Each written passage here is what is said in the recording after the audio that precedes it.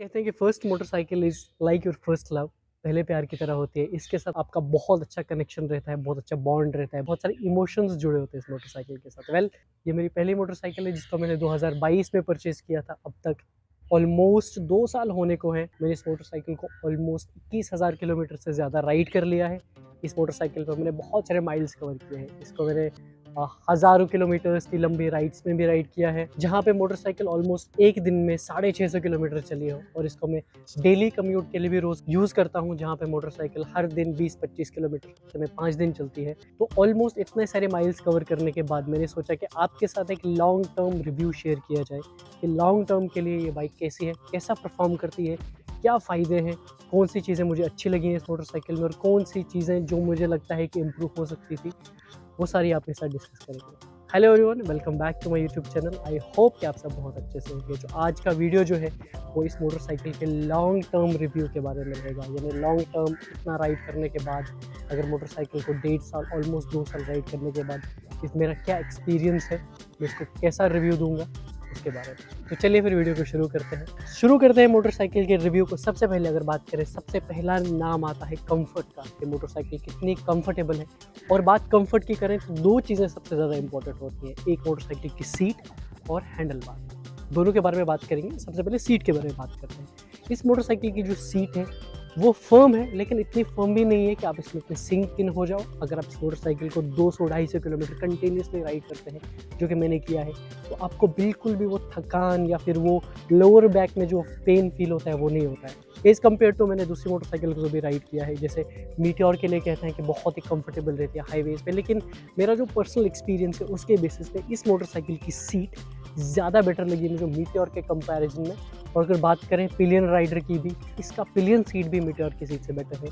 Overall इसका जो seat है वो काफ़ी कंफर्टेबल है पिलियन राइडर के लिए भी और राइडर के लिए भी, जो कि आपको लॉन्ग राइड्स पे भी और शॉर्ट राइड्स पे भी अच्छा कंफर्ट देता है। अब बात करते हैं मोटरसाइकिल के हैंडल बार के बारे में।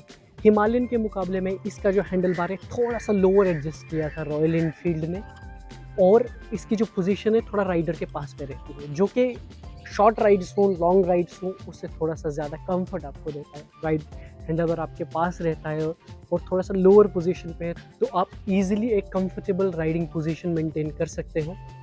मोटरसाइकिल में इंपॉर्टेंट चीज़ रहती है स्टेबिलिटी। इस मोटरसाइकिल को मैंने हर तरह के टेरेन पे राइड किया है, बीट हाईवेज पे 120 पे क्रूज़ करना है, 100 की स्पीड पे क्रूज़ करना, या बीट ऑफ रोडिंग करना, या फिर डेली ट्रैफिक में, दिल्ली के ट्रैफिक में मैन्योर करना मोटरसाइकिल को। मैं अगर अपने एक्सपीरियंस की बात करूं, बहुत स्टेबल मोटरसाइकिल है, आपको कोई भी स्टेबिलिटी का इशू नहीं देता। 19 इंच का जो फ्रंट व्हील है वो कर्व्स में बहुत इजीली मोटरसाइकिल को कंट्रोल रहने देता है और बिल्कुल भी आपको कर्व्स में मुड़ने में प्रॉब्लम नहीं होती। इवन कि अगर आप ऑफ रोडिंग भी करते हैं इस मोटरसाइकिल से। तीसरी बात है इंजन की।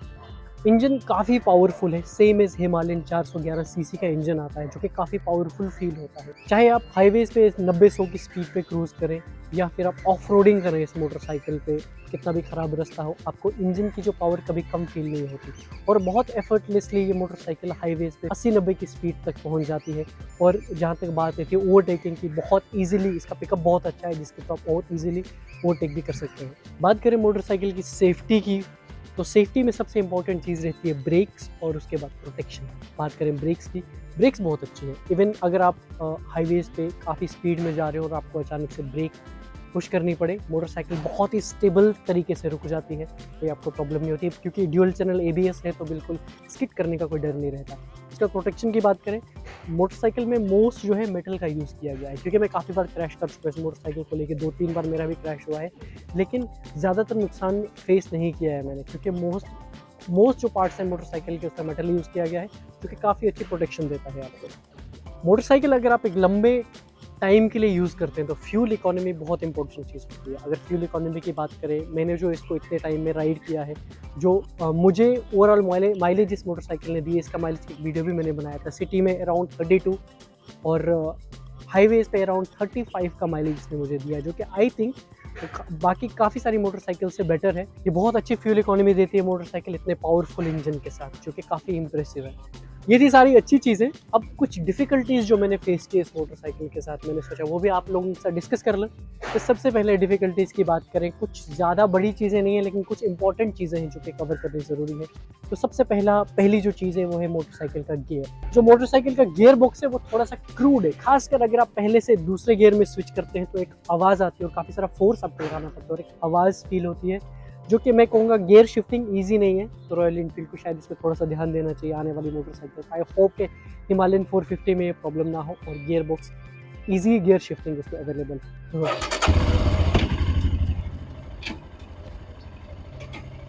और मोटरसाइकिल जो है थोड़ी-सी ओवरवेटेड है आई फ़ील, क्योंकि पार्किंग में ख़ासकर बहुत प्रॉब्लम आपको देती है। कभी ऐसी जगह पे अगर आपको मोटरसाइकिल को पीछे करना है जहाँ पे आप उतराई में खड़े हैं तो बहुत दिक्कत होती है। आपको एक एक्स्ट्रा इंसान की ज़रूरत पड़ती है जो आपकी मोटरसाइकिल को खींच के रिवर्स कर सके।